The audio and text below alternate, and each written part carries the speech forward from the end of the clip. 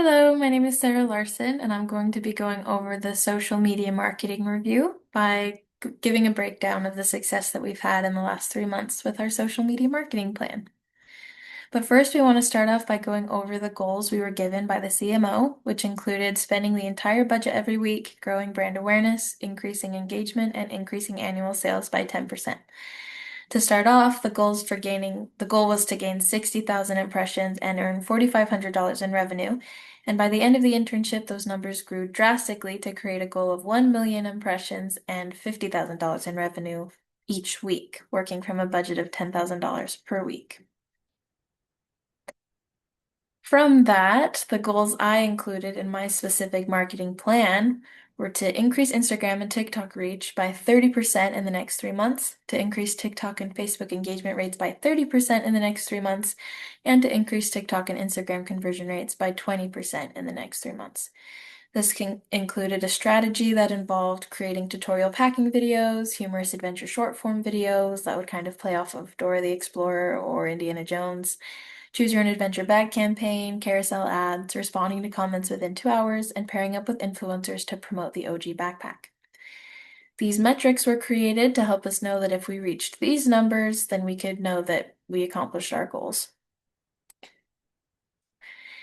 Now, the main strategy that I used during the simulation was to keep doing what I found to be successful while experimenting on the side. I began with mostly focusing on Daypacker Tom and Back to School Mindy, but through experimenting discovered that there was a large audience for Energetic Jill, and so I began including posts targeted to her more frequently, especially on Instagram.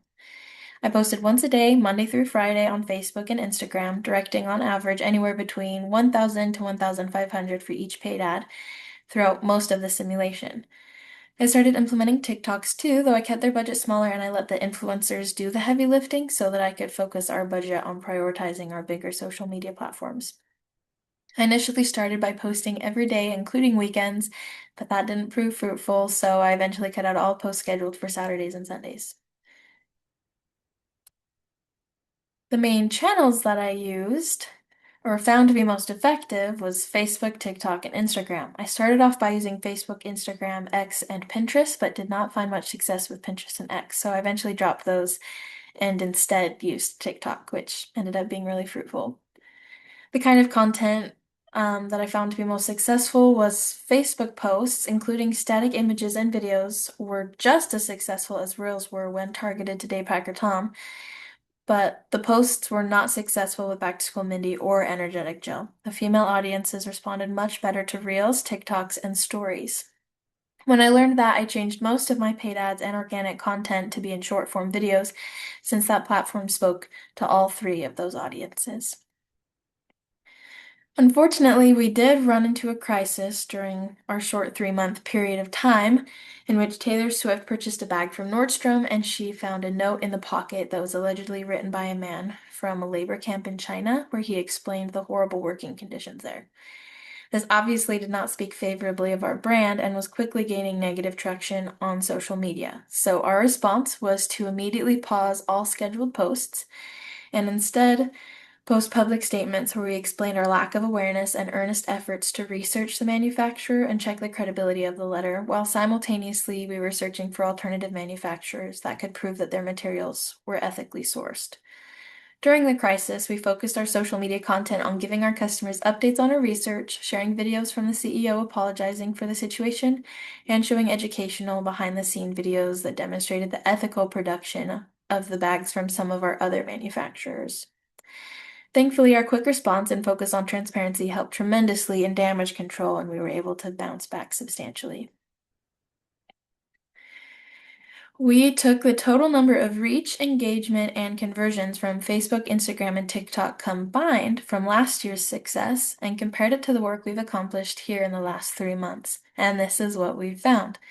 We've had an increase of 774% in reach, with over 168,000 clicks, 59,000 shares, and 140,000 reactions.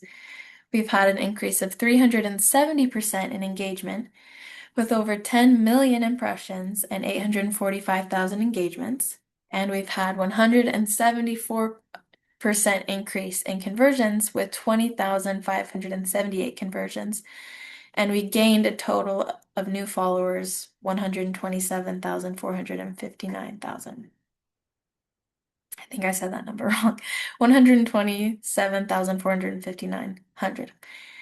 And then a total revenue count of $1,616,609, which easily succeeded our goal of increasing sales by 10%. But how does this compare to the specific goals we set for our social media marketing plan? Well, specifically for the goal to increase Instagram and TikTok reach by 30%, we increased Instagram reach by 438% and increased TikTok reach by 253%. And with our goal to increase TikTok and Facebook engagement rates by 30%, we increased TikTok engagement rates by 130% and increased Facebook engagement rates by 810%. And finally, with the goal to increase TikTok and Instagram conversion rates by 20%, we increased Instagram conversion rates by 238% and increased TikTok conversion rates by 95%. And this was all from working with a budget of $10,000 per week. Now we can take away two main things from this experience. The first is that we can obviously afford to set higher goals for ourselves. But the second, and this is more important, is that social media was incredibly successful in helping us to achieve our marketing goals, specifically by helping us to expand our reach, increase engagement, and multiply our conversions. Thank you.